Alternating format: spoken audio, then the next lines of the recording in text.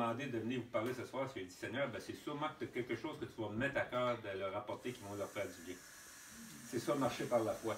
C'est pas de dire, oui, j'ai déjà un message pour eux, je vais l'apporter. Non, c'est de dire, Seigneur, tu m'appelles à amener un message, donc tu vas m'inspirer le message que tu as pour eux.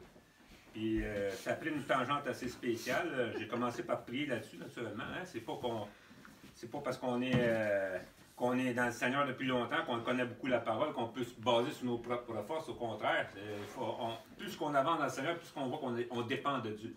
On dépend de Dieu pour avoir l'inspiration, pour amener les paroles que les gens ont besoin d'entendre. Je pourrais vous parler de bien des choses ce soir sans que ce soit vraiment ce que vous avez besoin d'entendre. Comme Jerry a si bien dit tantôt, il y a une parole qui va être pour vous ce soir dans ce que je vais apporter. Parce que c'est le Saint-Esprit qui est ici dans nous. On s'est inspiré, on a chanté des chants, j'ai trouvé ça merveilleux. La Bible a dit que quand on fait ça, on se remplit du Saint-Esprit. Il dit, laissez-vous remplir du Saint-Esprit par des psaumes, des cantiques, des hymnes spirituels. C'est exactement ça qu'on a fait ce soir. Ça fait que sur la déclaration de la parole de Dieu, je peux dire qu'à ce soir, on est tous remplis du Saint-Esprit. C'est pas de l'orgueil, c'est de l'humilité, c'est de reconnaître que la parole de Dieu est vraie. La parole de Dieu le dit, donc je le reçois par la foi et je suis convaincu, puis ça s'accomplit. Ça ne peut pas être autrement. Dieu lui a dit que c'est comme ça que ça fonctionne. Ça fait que maintenant qu'on est tous remplis du Saint-Esprit, bon, on sait que le Saint-Esprit va venir parler à nos cœurs. Parce que la parole de Dieu ne revient pas sans effet. Vous connaissez ça, hein? Au début, quand j'ai commencé à prier, puis que j'ai commencé à recevoir des soupçons de ce que j'étais pour apporter, ça m'a surpris un peu. Parce que je me suis dit, il me semble que c'est pas ça qui est le thème. Tu m'avais parlé, le thème c'était la communion fraternelle. Puis par après, ben, j'ai continué à prier, puis encore dans la nuit, moi c'est souvent dans la nuit que le Seigneur m'amène des paroles. Puis là, le matin, ben là, je me dis, bon, ben là, il faut mettre à l'ouvrage. Il me donne des paroles, mais après, il faut les travailler, il faut aller étudier, il faut mettre de la chair au trou des os qu'il nous a donné.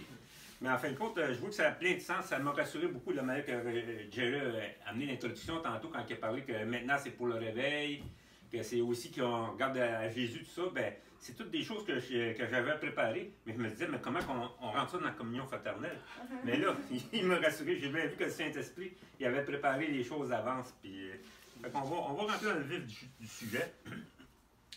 Si vous avez vos Bibles ou si vous voulez regarder dans vos téléphones, dans Hébreux 2, 11 et 12. Le thème, c'est la communion fraternelle, mais vous allez voir que ça englobe beaucoup de choses.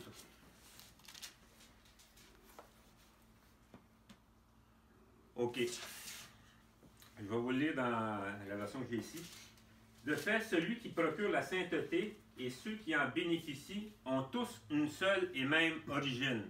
C'est pourquoi il n'a pas honte de les appeler ses frères. Lorsqu'il dit « J'annoncerai ton nom à mes frères, je te célébrerai au milieu de l'assemblée. » Vous voyez, la communion fraternelle, ça commence premièrement avec notre frère Jésus.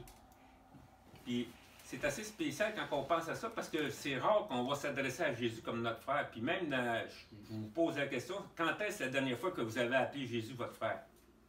Tu sais, c'est pas quelque chose qu'on fait naturellement. On pense à Jésus comme Seigneur, comme Maître. Ça, c'est excellent, c'est vrai aussi. Mais il y a toute une dimension de Jésus-Christ qui dit que je suis votre frère.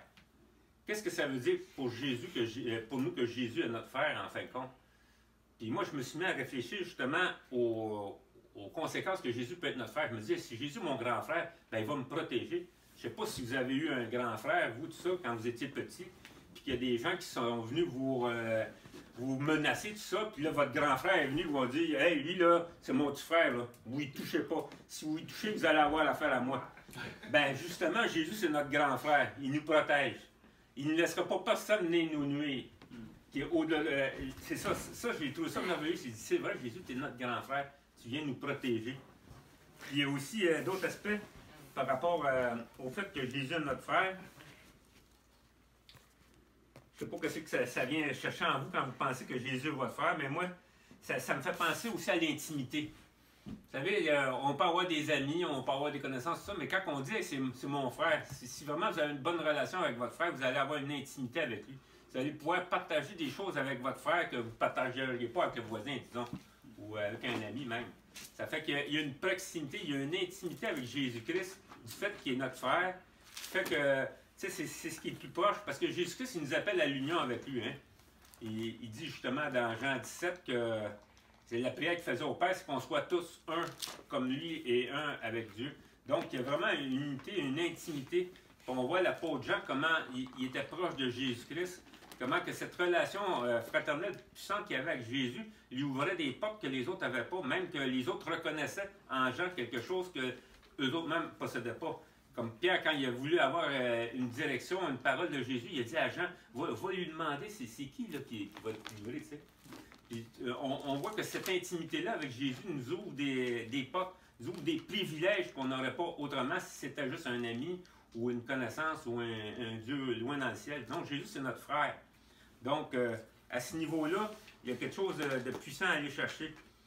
Puis je me suis demandé pourquoi on avait cette réticence-là à voir Jésus comme notre frère. Puis je pense que c'était aussi au Québec, en tout cas, c'est un petit peu à cause de la culture peut-être de nos parents. Ben moi, c'est ma génération à moi, c'est peut-être la génération de vos parents, mais moi, quand j'étais jeune, il y avait les hippies. Puis on disait, on est tous des frères, on est tous des sœurs. Puis tu sais, c'était le mouvement Peace and Love, puis tout ça. Puis Jésus, c'est mon frère. Il y avait même une chanson qui disait, He ain't heavy, he's my brother. Tu sais, ça chantait comme ça. Là, puis Jésus, wouh, tu sais, ça fait que. Mais il n'y avait aucune espèce de crainte de Dieu, de respect pour Dieu. C'était mon chummy, tu sais.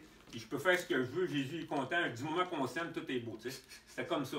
Ça fait qu'on dirait que c'était ça, cet aspect-là de la culture aussi au Québec, ça nous a volé notre fraternité avec Jésus-Christ.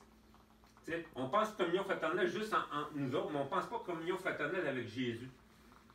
J'ai aimé ça tout à l'heure que Jésus, pas Jésus, mais que Jerry. Jésus! Hey! Que Jésus en Jerry, je vais me rattraper. Que Jésus en Jerry a dit, pensez au Père, parce que là, c'est l'aspect familial, là. Moi, ce que je veux souligner à ce soir, c'est justement l'aspect familial qu'on a avec Jésus. Puis cet aspect familial-là qui fait aussi que notre relation entre nous autres est spéciale aussi. Parce que sinon, si c'était pas de Jésus, on ne serait pas ici. Il faut dire les choses comme ils sont. Hein? C'est cette relation, premièrement, avec Jésus qu'il faut chérir pour que notre relation entre nous ait cette saveur-là, cette valeur-là. Parce que sinon, écoutez, si on n'est pas rempli de Jésus quand on vient se rencontrer, ben, le vide qu'on va avoir en nous va être pesant pour les autres.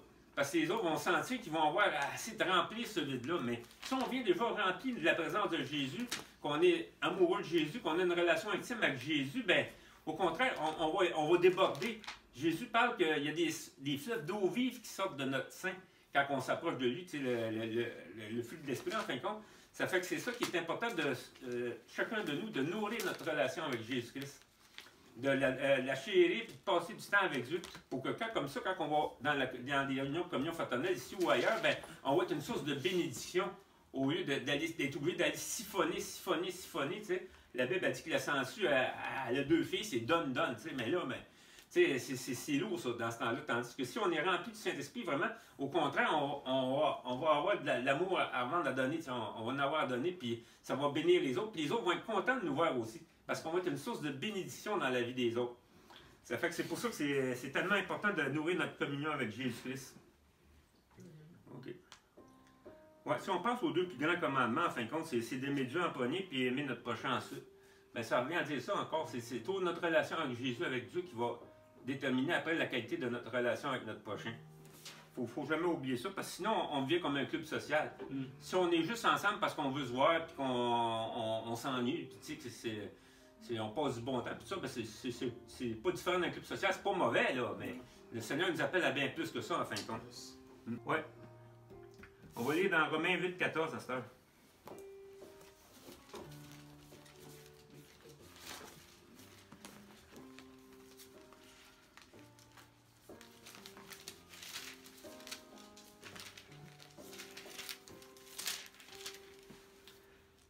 Ça dit en effet, tous ceux qui sont conduits par l'Esprit de Dieu sont fils de Dieu. Et vous n'avez pas reçu un esprit d'esclavage pour être encore dans la crainte, mais vous avez reçu un esprit d'adoption, par lequel nous crions « Abba, Père ». L'Esprit lui-même rend témoignage à notre esprit que nous sommes enfants de Dieu. Le mot « Abba », c'était le mot qui voulait dire « papa » en araméen. C'était pas un terme froid, c'était vraiment un terme chaleureux. C'était comme quand tu dis « papa ». C'est pour ça que la traduction Abba Père, moi j'aurais plutôt traduit Abba Papa. Vraiment de voir Dieu comme un papa, comme quelqu'un de, comme tu disais tantôt, quelqu'un de proche, de tendre, qui nous écoute. Si, comme Jerry avait dit qu'on a eu des papas qui n'étaient pas à la hauteur de la réputation, ben Dieu va être à la hauteur de sa réputation. Dieu il va toujours être fidèle, il va toujours être proche de nous pour nous secourir, tout ça. Puis le Saint-Esprit, c'est ça la première chose qu'il vient nous faire montrer quand on devient enfant de Dieu. Hey, Dieu, c'est notre papa. C'est un papa qui prend soin de nous. Maintenant, on est protégé. Il dit qu'on est dans sa main, qu'il n'y a personne qui peut nous ravir de sa main. Donc, il y a une protection, là, il y a une sécurité, même dans les circonstances difficiles, parce que c'est là vraiment que notre foi vient nous donner un avantage.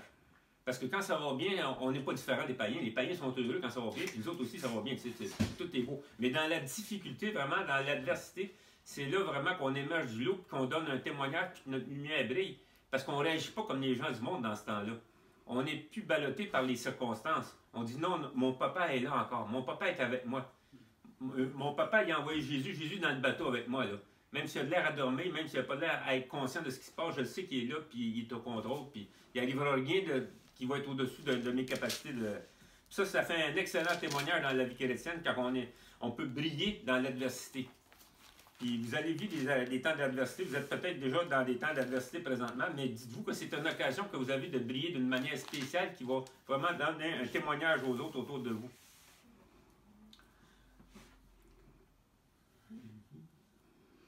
Dans le Saint-Esprit, le plaisir, la joie, ça passe par l'édification. C'est par le Saint-Esprit qui nous remplit, et l'un des dons de l'Esprit, c'est la joie.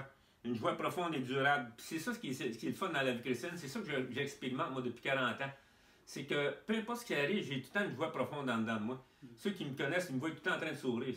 Moi, c'est rare, je vais être fâché. La seule chose qui me fâche, c'est la méchanceté humaine. Puis dans ce temps-là, je crie à Dieu. Je dis, Dieu fait quelque chose. Mais je ne veux pas rester fâché. La Bible a dit d'être toujours joyeux, justement, de vivre le feu de l'Esprit. Puis c'est comme ça qu'on va attirer les gens à Dieu.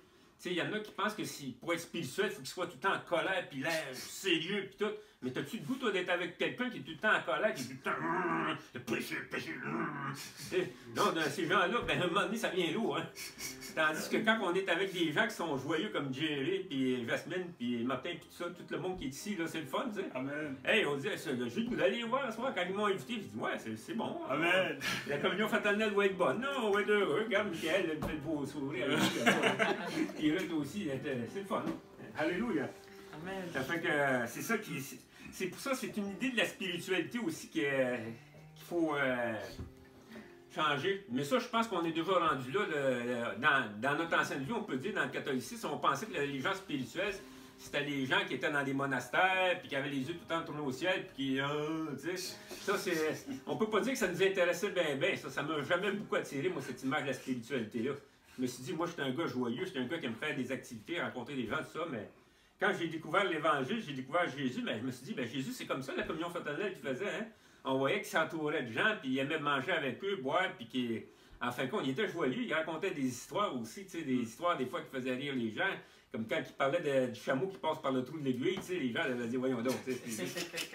Franchement, un chameau qui passe par le trou de l'aiguille, c'est le plus gros animal qui passe par le plus petit trou. Ça marche pas son affaire. Là. Mais c'est pour ça que Jésus, il aime ça faire sourire les gens aussi. Puis nous aussi, en tant que chrétiens, on est appelés à apporter de la joie autour de nous. À apporter de la lumière, de l'amour. C'est ça le but de la communion fraternelle aussi, c'est qu'on s'encourage les uns les autres, qu'on vienne apporter de la joie, de l'amour, qu'on parte booster, parce qu'après on s'en tourne dans des milieux où il n'y a pas beaucoup de joie des fois, mais quand on vient faire le plein comme ça, après ça, on est bon pour faire un bout. Fait que si on cherche le royaume de Dieu en premier, le reste va suivre. Je vous dis ça spécialement parce qu'ici, j'ai remarqué qu'il y a quand même plusieurs célibataires. Ça, ça peut être lourd des fois, mais continuez à chercher Dieu. Continuez à chercher Dieu en premier. Non, c'est vrai. Pas facile, c'est pas facile. Écoutez, j'ai déjà été célibataire, hein? Ah oui? Je sais quoi, je m'en rappelle encore. Je rends grâce à Dieu pour la femme merveilleuse qu'il m'a donnée, mais je vous dis justement que ça valait la peine d'attendre. Hein? Non, c'est vrai, parce que des fois, là, on se dit, hey, là, je suis tanné, moi, là, ça me prend quelqu'un, puis coudonc, pogné qui passe, ça va faire l'affaire. Ça, c'est pas une bonne recette, ça. C'est pas une bonne recette du tout. Fait que, c'est ça, moi, mon trésor, il a fallu que j'aille le chercher loin, il a fallu que je creuse beaucoup pour aller le chercher, mais il valait la peine. Quand le Saint-Esprit nous montre qu'on a une bonne personne sur notre route, tout ça, là, après, là, on lésine pas sur les moyens pour aller la chercher, mais ce que je veux vous dire ici, le but, c'est pas une agence de rencontre non plus, quand on fait les réunions de réveil, maintenant, comme tu appelles ça, c'est premièrement chercher la face de Dieu. Mais Jésus, il y a une promesse pour nous. Il dit, cherche d'abord le royaume de Dieu, Et tout le reste va suivre. Amen. Ben, dans le reste, vous pouvez mettre bien des affaires. Hein? Vous pouvez regarder votre liste, là, puis ça rentre dans le reste. Tout le reste, là, il est là-dedans. Amen. Il n'y a pas rien qui reste en dehors du reste. Amen. Ah, ça, c'était pas marqué, hein? Non. Anyway, Holy Spirit. c'est ça.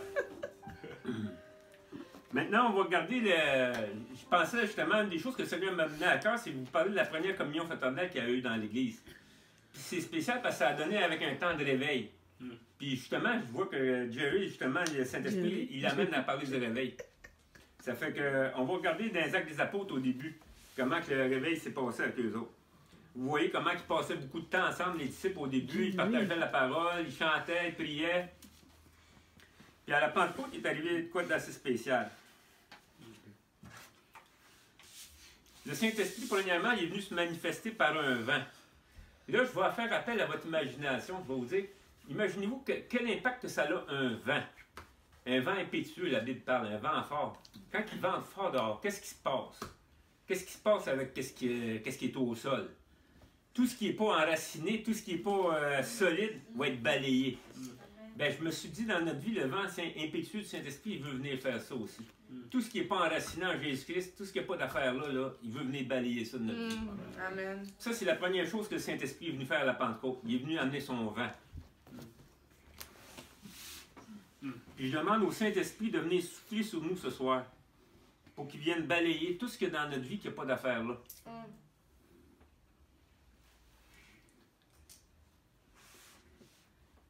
Acte 2.2, tout à coup, il vient du ciel un bruit comme celui d'un vent violent qui remplit toute la maison où ils étaient assis. Ben, c'est ce vent-là ici ce soir qui vient nous remplir, qui vient balayer en dedans de nous. On l'entendra peut-être, on ne verra peut-être pas de nos sens, mais le Saint-Esprit est là. Puis le Saint-Esprit veut venir faire le ménage dans notre vie ce soir. Il sait qu'est-ce qu'il y a besoin de changer dans notre vie. Il sait ce qu'il y a besoin de faire pour qu'on puisse grandir encore plus, pour qu'on puisse encore plus être bouillant pour lui. Le vent, c'est une forte image de changement. Vous connaissez la chanson Winds of Change là, des Scorpions, ça là? C'est ça, le vent, ça veut dire que c'est différent après. Ça se passe plus comme avant. Puis si vous regardez la température au Québec, quand il vient des grands vents, qu'est-ce qui se passe là? Vous allez remarquer ça, il y a un changement de température tout le temps. Tout le temps. Ça va passer du chaud au froid, tout ça. Là, le vent fort là, amène un changement de température. Mais le vent du Saint-Esprit amène un changement de température aussi dans notre vie. Si on était tiède, il va nous rendre bouillants. Yes. On ne restera pas à la même température. On ne peut pas rester à la même température quand le vent du Saint-Esprit souffle. Il va venir nous faire bouillir, il va venir nous faire booster. Puis là, on va avoir vraiment la motivation, le désir de parler de lui, de le louer, de chanter. Ça ne sera pas une contrainte. Parce que quand on est tiède, les exhortations qu'on reçoit, on ressent ça comme une contrainte. On ne veut pas avancer dans cette direction-là, parce que notre chair, c'est elle qui domine dans ce temps-là. Mais quand on est vraiment bouillant de l'esprit, puis tout ça, c'est un vent qui nous pousse. Yes. Hey, vous avez vu déjà quelqu'un poussé par le vent quand il est bien. J'ai vu quelqu'un qui était sur le mont Washington à un moment donné, où il y a les vents les plus forts de la planète, là. Je te dis que le vent le poussait carrément. Il n'y avait pas la force de résister à ça, mais le vent de l'esprit, quand il est dans dedans de nous, là, qui nous pousse, là, on va sentir vraiment c'est ça, la puissance de Dieu dans notre vie. Parce que la Bible a dit que c'est ça, c'est une puissance de Saint-Esprit. Puis ça, c'est quelque chose qu'on n'a pas besoin d'essayer d'inventer, de fabriquer par nous autres mêmes. On a juste à se laisser remplir de ce vent-là, de la présence de Dieu. Puis l'onction va être là. C'est le fun de la vie chrétienne quand on est justement rempli du Saint-Esprit, parce que c'est pas quelque chose de difficile. T'sais, autant que ça peut être difficile, puis l'eau par notre chair, quand on essaie de faire les choses par notre chair, mais quand on est rempli du Saint-Esprit, ça se fait tout seul. C'est pas dur d'aimer dans ce temps-là, c'est facile. Quelqu'un nous manque quelque chose, puis on a le goût de l'aider, on cherche des occasions d'aider, au lieu d'essayer de se cacher. J'espère qu'il ne me verra pas, lui, là, parce qu'il va me demander encore quelque chose. T'sais. Ça, on voit toute la dynamique qui est différente dans ce temps-là. Puis deuxième des choses, après que le vent est venu, ben, le Saint-Esprit va se manifester aussi par des langues de feu. Ces langues de feu-là, quand ils sont apparues, ben, moi je veux le feu aussi comme un symbole de purification. Vous voyez, partout dans la Bible, le feu vient purifier. Puis ça, dans notre vie, ben c'est ça, on a besoin aussi de purification, puis c'est merveilleux parce que c'est ça que Saint Jésus vient faire dans notre vie, il vient nous purifier de tout péché. Mais ce vent de l'Esprit-là, quand il est venu donner sur les apôtres par des flammes de feu, ben, il est venu purifier, puis en même temps, il est venu donner un zèle. Parce que quand on brûle par le feu de l'esprit, ben, c'est un zèle aussi qu'on a. Puis on a vu tout de suite la conséquence de ce zèle-là, c'est qu'ils sont sortis de la chambre à eau. Ils ne sont pas restés dans la chambre à eau. Ils étaient bien dans leur communion fraternelle, ça faisait déjà une 50aine de jours qu'ils se réunissaient tous les jours. Jésus leur avait dit, éloignez-vous pas de Jérusalem, restez là, puis priez. Puis Jésus, pendant tout ce temps-là, il est venu les enseigner. Très bonne, excellente communion fraternelle avec Jésus, mais il restait dans la chambre à eau. Mais quand le feu de Dieu descend sur les personnes, il y a un mouvement qui se produit là. On sort, puis on décide d'aller prêcher aux autres. Qu'est-ce qu'ils ont fait? Ils sont sortis de la maison, puis sont allés parler aux autres. Puis ces langues de feu-là, ben, ils leur ont permis de s'exprimer dans des langues que les gens étaient capables de comprendre. On parle du parlant en langue ici, mais on parle du parlant en langue d'une manière que les gens comprenaient. On sait qu'il y a deux sortes de parlant en langue. Il y a un parlant en langue qu'on s'adresse à Dieu, que nous-mêmes on ne comprend pas, qu'il y a juste Dieu qui comprend. Mais là, on ne parle pas de ce parlant en langue-là ici. Ici, on parle du parlant en langue que les gens sont capables de comprendre. Les apôtres sont sortis, les 120 sont sortis, puis les gens ont compris ce qu'ils disaient. Parce que c'est un message d'évangélisation qui sortait. Ça fait qu'il y a un parlant en langue ici qui est différent. Donc, Seigneur, moi je dis que Seigneur va nous donner à chacun de nous une langue qui va être capable d'atteindre les gens qu'on va parler. Qu'on va être capable de les rejoindre dans ce qu'ils vivent. Parce que le but du parlant en langue, c'était de parler à leur cœur. Puis ils étaient émus parce qu'ils disaient, pourquoi ils disent ces merveilles de Dieu-là qu'on prend dans notre langue à nous? Bien, on a besoin d'aller parler aux gens à l'extérieur dans un langage qu'ils vont comprendre. Il faut sortir de notre jargon chrétien et dire, Seigneur, donne-moi les paroles qui vont toucher cette personne que je rencontre. Parce que ça ne donne rien de parler de la théologie puis de choses qu'on... Oh, ça m'a touché, mais la personne, c'est pas là, c'est au lait spirituel, c'est même à transfusion sanguine, tu ne vas pas lui donner un steak, là, tu sais. Ça fait qu'on a vraiment besoin d'aller donner aux gens les paroles qui vont les toucher, qui vont les impacter dans leur vie. Puis c'est ça que je vois que les langues de feu viennent faire ici. Ces langues de feu-là qui reposent sur nous quand on est rempli du Saint-Esprit vont nous donner les paroles précises que les gens ont besoin d'entendre. Alléluia. Amen. Ensuite, oh, ça avance vite. Le Saint-Esprit, enfin, il se déplace aussi sur les eaux. Vous voyez, le Saint-Esprit, quand il a été touché les gens, il les a emmenés au baptême. L'eau. Parce que l'eau a une importance très capitale aussi dans la vie chrétienne. L'eau, c'est un symbole de restauration. La Bible dit que tout ce qui n'a pas été purifié par le feu va l'être par l'eau. Ça dit ça dans Nombre, quelque part, je n'ai pas pris la référence, mais je me rappelle du verset. Puis donc, le Saint-Esprit, quand il nous amène au baptême aussi, il nous amène une restauration de notre vie ancienne, notre vie où on a eu toutes sortes de blessures qu'on a ramassées avec nous. Puis là, il nous dit maintenant, rentre dans l'eau. Tu vas être restauré. Jésus dit, il y a le bon berger qui nous amène près des eaux paisibles qui restaure notre âme. Ça fait qu'on vient au baptême pour se faire baptiser, mais aussi pour recevoir l'eau de l'Esprit. L'eau de l'Esprit qui va nous purifier, qui va nous restaurer, qui va nous nourrir, qui va nous faire grandir aussi. Tu sais que la Bible dit qu'on est comme un arbre planté près des courants d'eau qui produit son fruit en sa saison, qui grandit. Donc, toute cette eau-là de l'Esprit, on a besoin pour être capable de pouvoir être restauré. On voit qu'il y a plusieurs passages dans les Écritures qui parlent de l'impact de l'eau. Jésus, il a dit à la Samaritaine, viens prendre de mon eau vive, puis après, tu n'auras plus besoin de l'eau du monde, en fin de compte. Donc, j'appelle aussi cette eau du Saint-Esprit sur nos vies, qui viennent nous hydrater, qui viennent nous remplir. Comme je parlais tout à l'heure, si on est rempli de cette eau-là, ça va faire des fleuves qui vont jaillir de nous, qui vont faire qu'on va pouvoir apporter quelque chose aux autres. Au lieu d'être des sangsues qui vont venir chercher puis siphonner, on va être au contraire des fleuves qui vont venir arroser autour de nous. Puis ça va faire que tout un impact différent dans la vie des gens qui vont nous rencontrer. Les gens vont être attirés vers nous. Je vois pas, je ne connais pas combien de personnes encore qui sont venues voir ma femme pour lui dire « Hey, toi, tu as quelque chose, puis ils vont sourire, puis tout, puis ils sont attirés vers elle. » Pourquoi? Parce que là, c'est ce fleuve d'eau vive qui est en elle. Je le vois aussi dans Jasmine, je parle d'eux autres parce que je les côtoie souvent. Là. Je suis sûr que c'est pareil pour chacun de vous aussi. Je le vois aussi dans Jerry, dans les témoignages qu'il nous donne dans le groupe vie, tout ça. Ça fait que c'est ça qui est important, de se nourrir tout le temps cette source-là, à notre communion avec Jésus-Christ, notre frère. T'sais? Comme ça, on va voir cette eau-là vive qui est dans nous, qui va pouvoir se répandre sur les autres, qui va pouvoir vraiment les bénir.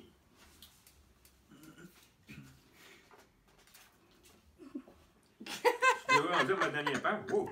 C'est pas loin, hein? Bon. Ça fait que, vous voyez, si on fait un petit récapitulatif. Tu as oublié certaines parties. Oui, ça se peut. Mais c'est parce que je suis quand même pas pour tout relire, que j'ai été selon l'esprit, ce qu'il m'a dit lui ce soir. Donc, si on fait un petit récapitulatif, amen. Dites tout ça, ce mot-là, s'il vous plaît. Récapitulatif. OK. On voit que Jésus-Christ, c'est notre frère. C'est notre frère bien-aimé. Puis pensez à Jésus comme votre frère aussi. Ça va vous faire du bien. Ça va vous donner le goût de passer du temps avec votre frère. Hey, Jésus, t'es mon grand frère aussi. Parce que Jésus, c'est notre Seigneur, notre Sauveur, mais on pense majesté dans ce temps-là, mais ça fait quand même une certaine distance. T'sais. Si on se dit majesté, oui, tu vas avoir le goût de te prosterner devant la majesté. Tout ça, c'est tout bon, ça, là. Mais Jésus, il dit aussi, approche-toi du trône de la grâce. T'sais. Il dit, viens à moi, vous tous qui êtes fatigués et chargés, je vais vous donner du repos. Il y a une invitation. Jésus il dit, je cogne à votre porte, puis je frappe. Si quelqu'un ouvre la porte, j'entre chez lui, puis je vais manger avec lui. Mais Jésus dit ça à des chrétiens, là. On prend ça pour l'évangélisation, souvent à Apocalypse 3:20, mais regardez, c'est à des chrétiens que Jésus est en train de dire ça. Jésus nous invite à avoir une communion intime avec lui, une communion fraternelle, vraiment. Fait qu'on peut dire, Jésus, là, je veux te découvrir encore plus comme mon frère maintenant. Je sais qu'il y a des gens du monde qui ont vraiment tordu ça, là, puis malheureusement, ils nous ont volé. Souvent, le monde, il prend des concepts bibliques, puis il est tord, puis après, on veut plus comme toucher à ça parce que ça a été tordu, puis ça a été sali. Mais on veut se réapproprier la fraternité avec Jésus-Christ. C'est notre frère Jésus. C'est notre grand frère, notre protecteur, notre intime. Celui qui veut passer du temps avec nous. Puis ça, c'est important. Puis deuxième point, ben, c'est d'avoir l'action du Saint-Esprit dans notre vie qui va faire que notre communion fraternelle va être différente d'un club social. Qui va être un endroit où on va être rempli, qu'on va pouvoir donner aux autres de ce qu'on a, de ce que Dieu a mis en nous, qu'on va pouvoir bénir les autres et que les autres vont nous bénir aussi, tu sais. On voit le vent qui est changement, le feu qui vient nous purifier, puis l'eau qui vient nous restaurer. Ça fait que c'est ça que le Seigneur m'avait mis à cœur de vous partager ce soir, puis je suis convaincu que le Saint-Esprit va servir de ces paroles-là pour vous encourager cette semaine qui s'en vient, puis continuer à vous bénir dans toutes vos activités. Puis je vous remercie d'avoir pris ce temps d'être venu ce soir pour consacrer du temps au Seigneur. Le Seigneur ne vous laissera pas repartir les mains vides. Amen. Amen.